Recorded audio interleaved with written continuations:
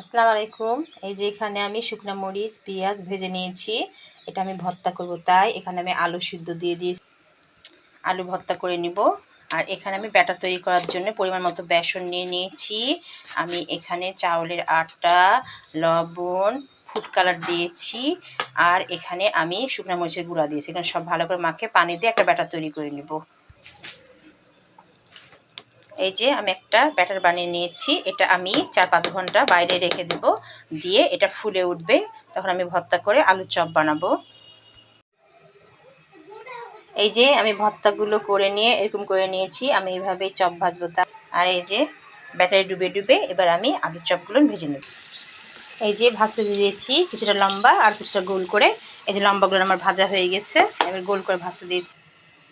এই যে আমার হয়ে গেছে সুন্দর আলুর চপ। সবাই ভালো থাকবেন, আল্লাহ হাফেজ।